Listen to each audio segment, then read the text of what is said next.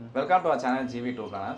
So இப்போ இந்த video பார்த்தீங்க அப்படின்னு சொன்னால் நம்ம எதை பற்றி பார்க்க போகிறோம்னா, இதுவரை நம்ம வந்து கிருஷ்ணரை வந்து குறும்பாக தான் பார்த்துருப்போம். பட் ஆனால் இந்த ஒரு இடத்துல இந்த ஒரு கோயிலில் மட்டும் கிருஷ்ணரை வந்து ராஜாவாக நம்ம வந்து பார்ப்போம்.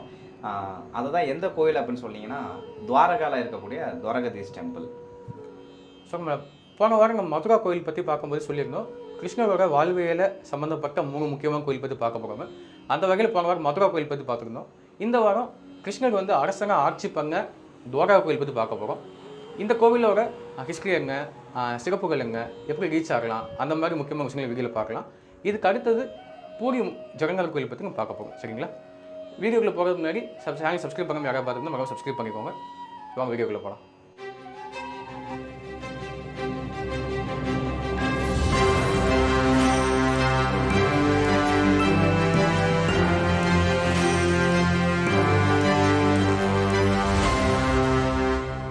துவாரகா குஜராத்தில் இருக்க அரபிக் கடல் ஓரத்தில் கோமதி நதிக்கரையில் அமைஞ்சிருக்கு இந்த துவாரகதீஷ் கோவில். இந்த கோவில் வந்து புனித சார்தாம் அப்படின்னு சொல்லப்படுற 4 முக்கியமான கோவில்களில் ஒன்று. இந்த சார்தாம் என்னன்னு கேட்குறவங்களுக்கு பத்ரிநாத், பூரி ஜெகநாதர் கோவில், ராமேஸ்வரம், துவாரகா, இந்த 4 தான் சார்தாம் சொல்லுவாங்க. நம்ம சொல்கிற கேதார்நாத், பத்ரிநாத், கங்கோத்ரி, யமுனோத்ரிங்கிறது மினி சார்தாம் அப்படிங்கிறது. இந்த சார்தாம் என்னன்னு கேட்குறவங்களுக்கு ஆதி சங்கராச்சாரியர் வந்து ஹிந்து தர்மம் வந்து நிலைத்திருக்கணும் அப்படிங்கிறதுக்காக 4 யுகங்களின் அடிப்படையில் 4 கோவில்களை உருவாக்கியிருக்காரு. பத்ரிநாத் வந்து சத்தியுகத்தை குறிப்பிடுற மாதிரியும், ராமேஸ்வரம் வந்து திரேதா யுகத்தை குறிப்பிடுற மாதிரியும், துவாபர யுகத்தை குறிக்கிற மாதிரி துவாரகாவும், கடைசி கலியுகத்தை குறிக்கிற மாதிரி பூரி ஜெகநாதர் கோவில். இந்த 4 யுகத்தை அடிப்படையில் 4 கோவில்கள் உருவாக்கியிருக்காரு ஆதி சங்கராச்சாரியர். அதில் ஒரு முக்கியமான கோவில் தான் இந்த துவாரகதீஷ் கோவில். சரிங்களா? இப்போ நம்ம தலை வரலாறு என்ன பார்க்கலாம். மதுராவில் விஷ்ணு பகவான் வந்து தன்னோட 8வது அவதாரமாக கிருஷ்ணரா வாசுதேவருக்கும் தேவகிக்கும் பிறக்கிறாரு. பிறந்து தன்னோட மாமாவாக கம்சனை கொள்கிறாரு. கொங்கு மதுராவில் இருக்க மக்களுக்கு விடுதலை கொடுக்குறாரு. இதை வந்து நம்ம போகிற மதுரா வீதியில் பார்த்துருந்தோம். இப்போ அதுக்கு அடுத்து வந்து கம்சன் கொங்கனால கம்சனோட மாமனாராங்க ஜராசந்தன் அப்படிங்கிறவர் கிருஷ்ணர் பழிவாங்கன்னு சொல்லி நினைக்கிறாரு. நினச்சி 17 வாட்டி வந்து போர் புரிஞ்சு வர்றாரு மதுரா மேலே. 17 வாட்டி தோற்று தான் போகிறாரு. அதனால் என்ன செய்கிறாரு, 18வது டைம் தன் கூட இருக்க பக்கத்து நாட்டு படைகள்லாம் சேர்த்துட்டு மொத்தம் மதுரா மேலே போர் தொடுக்குன்னு நினைக்கிறாரு. இது தெரிஞ்சுட்டு கிருஷ்ணர் வந்து இந்த போரில் நம்ம கலந்துக்கோம் அப்படின்னா மதுராவில் இருக்க மக்களுக்கெல்லாம் பாதிப்பு சேதம் ஏற்படும்னு சொல்லிட்டு நம்ம இங்கே இருக்கக்கூடாது, இங்கேருந்து மதுராவிலேருந்து ரொம்ப தூரம் தள்ளி நம்ம போகணும் அப்படின்னு சொல்லி முடிவு பண்ணி தான் துவாரகைக்கு கூட்டி போகிறாரு. துவாரகைக்கு போய் விஸ்வகர்மா அப்படிங்கிற ஒரு உதவியால் இங்கே மிகப்பெரிய அரண்மனை அவங்க உருவாக்கி அங்கே வந்து ஆட்சி பண்ணுறாரு. விஸ்வகர்மாங்க யாருன்னு கேட்குறவங்களுக்கு, தேவலோகத்தில் தேவர்கள் வந்து மாளிகைகள் கட்டுறதுக்கு இந்த விஸ்வகர்மாவை யூஸ் பண்ணுவாங்க. ஸோ அவரோட உதவியினால் துவாரகையில் கிருஷ்ணர் வந்து மிகப்பெரிய ஒரு அரண்மனை ராஜ்யம் உருவாக்கி இந்த மதுராவில் இருக்க மக்கள்லாம் கூட்டிகிட்டு போயிட்டு அரசாட்சி பண்ணிட்டு இருக்காரு. சரிங்களா? இந்த இதே டைமில் வந்து கிருஷ்ணர் வந்து ருக்மணி அப்படிங்கிறவங்களையும் கல்யாணம் பண்ணியிருக்காரு. இந்த நேரத்தில் மகாபாரத யுத்தம் நடந்துட்டு இருக்கு. மகாபாரத யுத்தத்தில் கிருஷ்ணர் வந்து பாண்டவர்களுக்கு சாதகமாக நின்று கௌரவர்களுக்கு தோக்க வச்சிருக்காரு. இதனால கௌரவரோட தாயான காந்தாரி வந்து கிருஷ்ணன் மேலே ரொம்ப கோவப்படுறாங்க, சாபம் விடுறாங்க. கிருஷ்ணா, நீ நினச்சிருந்தா இந்த போரை தடுத்துருக்கலாம், ஆனால் நீ தடுக்கலை. நீ தடுக்காதனால எங்களுக்கு 100 பசங்க இறந்துட்டாங்க. நான் எப்படி இந்த கஷ்டத்தை அனுபவிக்கிறேனோ, நான் அனுபவிக்கிற அதே கஷ்டத்தை நீ அனுபவிப்ப. நான் எப்படி எங்களுக்கு பசங்களெல்லாம் இழந்து தவிர்க்கிறேனோ அதே மாதிரி உங்களோட துவாரக மக்கள் வந்து ஒருத்தருக்கு அடிச்சுப்பாங்க. கடைசி நீ அதை பார்த்து நீயும் வருடத்தில் இறந்து போவ அப்படின்னு சொல்லி ஒரு சாபம் விட்டுருக்காங்க. இந்த சாபத்தை கிருஷ்ணன் ஏற்றுக்கிறாரு. அதுக்கப்புறமே கொஞ்சம் கொஞ்சமாக நாளாக துவாரகையில் இருக்க மக்கள் வந்து கொஞ்சம் கொஞ்சமாக குடி போதைக்கு அடிமையாகிறாங்க.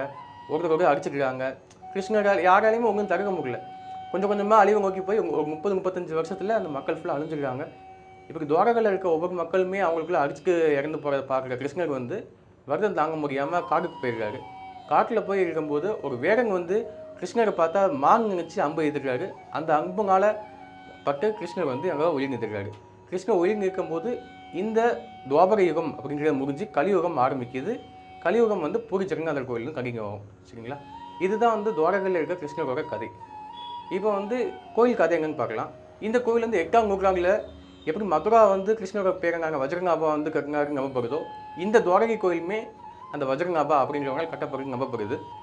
ஆதி சங்கராச்சாரியர் வந்து இந்த கோயிலை வந்து 8ஆம் நூற்றாண்டில் தேடி கண்டுபிடிச்சிருக்காரு. அதுக்கப்புறம் 1200ஆம் வருஷங்களில் 300 வருஷங்களில் எல்லா கோவிலும் இருக்கிற மாதிரி தான் இங்கேயுமே முகலாய மன்னர்கள் வந்து படையெடுத்து வராங்க, செல்வத்தெல்லாம் எடுத்துகிட்டு போகிறாங்க, கோயிலையும் சேதப்படுத்திட்டு போகிறாங்க. இந்த மாதிரி ஒரு 4-5 டைம் நடந்துகிட்டே தான் இருக்குது. அப்புறம் கோயில் கட்டுறாங்க, சேதப்படுத்துக்காங்க, இது நடந்துகிட்டே தான் இருக்குது.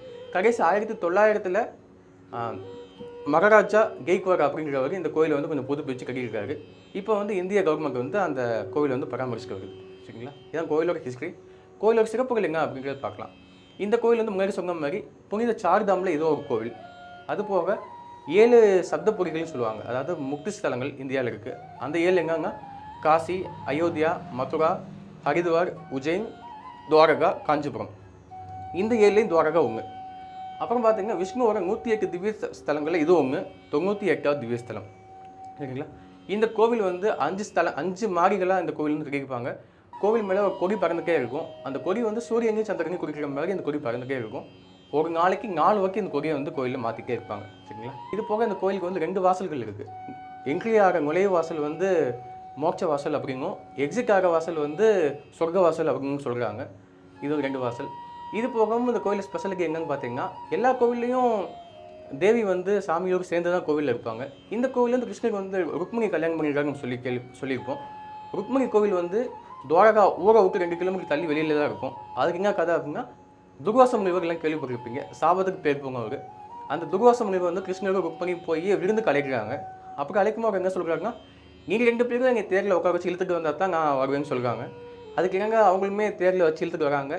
வந்துட்டு இருக்கும்போது இந்த ருக்மிணி அப்படிங்கிறது தாகம் இருக்குது. தாகம் இருக்கும்போது கிருஷ்ணர் வந்து தன்னோட வலது காலால் கீழே மிதிக்கும் போது அங்கேருந்து வெளியே வந்த கங்கை நதியை வந்து ருக்மிணி குடிச்சிருக்காங்க, துர்வாச முனிவரோட அனுமதி இல்லாமல். இதை பார்த்து அவருக்கு வந்து ரொம்ப கோபம் வந்துடுது. என்னை வந்து மதிக்காமல் அவமதிச்சிக்காவ அப்படின்னு சொல்லிட்டு, நீ 2 பேரும் ஒன்றாவே இருக்க துவாரகுள்ள அப்படின்னு சொல்லி 2 பேரும் பிரிச்சிருக்காரு. ஸோ அதனால் கோவில் விட்டு 2 கிலோமீட்டர் தள்ளி தான் இருக்கும் ருக்மிணியோட கோவில். சரிங்களா, இது ஒரு ஸ்பெஷலுக்கு இந்த கோவிலில். அது போக துவாரகையில் இருக்க சாமி மூலவர் வந்து சாலிகிராம கல்லால் ஆகியிருக்காரு. அது ஒன்று. 2வது முக்கியமானது வந்து இந்த கோவிலில் பார்க்குற துவாரகதீஷ் சாமி வந்து கண்ணை மூடிக்கு மேலே காட்சியளிப்பார். சரிங்களா, இதெல்லாம் இந்த கோவிலோட ஸ்பெஷாலிட்டி. இப்போ இந்த கோயிலை போய் ரீச் பண்ணலான்னு பார்க்கலாம். சென்னையிலேருந்து டேரக்ட் ட்ரெயின் கிடையாது துவாரகாவுக்கு. ஆனால் தமிழ்நாட்டில் ராமேஸ்வரத்தில் இருந்தோ தூத்துக்குடியில் இருந்தோ ஒகா அப்படிங்கிற இடத்துக்கு போகிறதுக்கு டேரக்ட் ட்ரெயின் வந்து அவைலபிள் இருக்குல்ல, வாரத்துக்கு ஒரு நாள். இந்த ஒகா அப்படிங்கிறது துவாரகாலேருந்து 30 கிலோமீட்டர் தள்ளி தான் இருக்குது. ஸோ இந்த ட்ரெயின் பிடிச்சா டேரெக்டாக துவாரகா போய்க்கலாம். அப்படி இல்லைங்க அகமதாபாத் போனாலும் உங்களுக்கு நிறைய ட்ரெயின் ஃபெசிலிட்டி உங்களுக்கு துவாரகா போகிறதுக்கு இருக்குது. துவாரகாவில் பார்க்க வேண்டிய முக்கியமான இடங்கள் இந்த துவாரகதீஷ் கோவில். அப்புறம் அங்கேருந்து ஒரு தீவில் இருக்க பேர் துவாரகா அப்படிங்கிற ஒரு கோவில் இருக்குது. அதுவுமே துவாரகதீஷ் கோவில் தான். அந்த கோவிலுக்கு முன்னாடி வந்து தீவுங்கிறனால போட்டில் போகிற மாதிரி தான் இருந்துச்சு. ஆனால் இப்போ வந்து நம்ம மோடி அவர்கள் வந்து ஒரு பெரிய பிரிட்ஜு, அதாவது சுதர்சன சேதுன்னு சொல்லுவாங்க, அந்த பிரிட்ஜு கட்டி விட்டுருக்காரு. ஸோ அந்த கோவில் பார்க்கலாம். அது போக எங்களுக்கு முக்கியமானது சிவனோட 12 ஜோதிலிங்கத்தில் அவங்க நாகேஸ்வரர் கோவில் இங்கே இருக்குது. ஸோ அந்த கோவில் நீங்கள் மறக்காமல் பார்க்கலாம். இது போகவும் இன்னுமே 2-3 விஷயங்கள் வந்து இந்த துவாரகையில் சொல்லப்படுது. எங்கன்னு பார்த்தீங்கன்னா, கிருஷ்ணர் ஆட்சி பண்ண அந்த பெரிய மாளிகை இருக்க அரண்மனை வந்து கடலுக்குள்ளே மூழ்கிடுச்சு அப்படின்னு சொல்கிறாங்க. அந்த மூழ்கின அரண்மனை மாளிகைகள் வந்து இன்னுமே தண்ணிக்குள்ளே கடலுக்குள்ளே இருக்குது அப்படிங்கிறதுக்கு நிறைய சாட்சிகள் இருக்கிறதா சொல்கிறாங்க. அதை தான் இப்போ நம்ம மோடி வந்து துவாரகா கடலுக்குள்ளே ஸ்கூபா டைவிங் போய் நம்ம பார்க்க முடிஞ்சுது. ஸோ கூடிய சீக்கிரம் நம்ம அதையும் பார்க்குறதுக்கு ஒரு வாய்ப்பு கேட்கலாம். சரிங்களா, ஸோ இப்போ வந்து இந்த துவாரகா கோயிலை பற்றியும் அந்த கோவிலை பற்றி நம்ம சிறப்புகள் எல்லாம் தெரிஞ்சுக்கிப்பீங்க. இதே மாதிரி அடுத்த ஒரு நல்ல வகையில் சந்திக்கிறவங்கள அங்கிள் தன் பை பை ஃப்ரம் ஜிவி குப்டன்ஸ்.